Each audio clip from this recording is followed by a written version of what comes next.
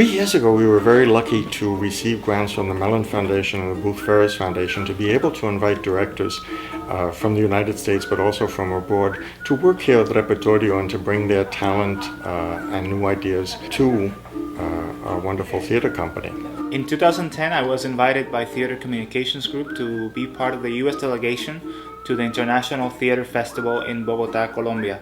And during my time there, I saw a production of Calderón's La Vida es Sueño, Life is a Dream, and it was directed by Pedro Salazar, a young Colombian director. And right away I knew that we needed to bring him to New York to work with our company of actors.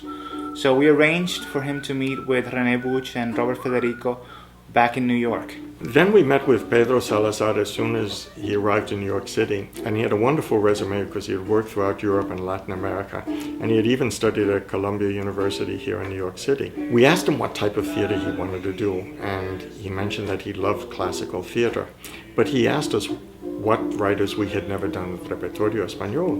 It was the 200th anniversary of Mexican independence, so we had in our mind to do something by Mexican playwrights.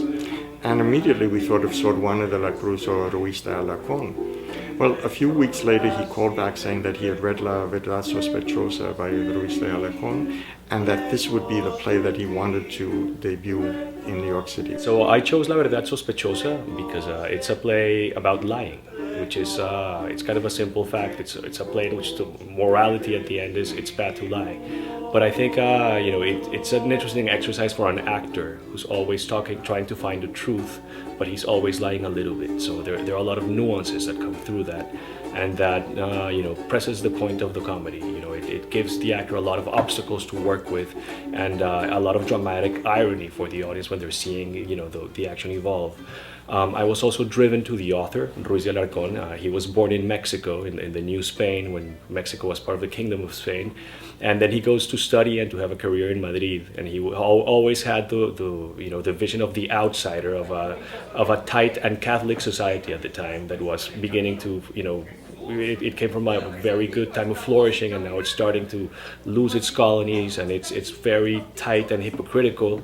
So the suspicious truth is also set in the society, not only in the character of this liar, who's the protagonist.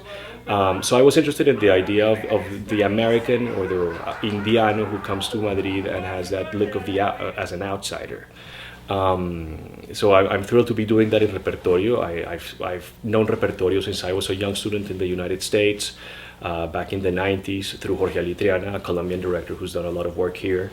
I was always very interested in the fact that they defend the Spanish classics. It's very hard to do the Spanish classics nowadays when, the commercial needs drive sort of like programming ambitions of a theater.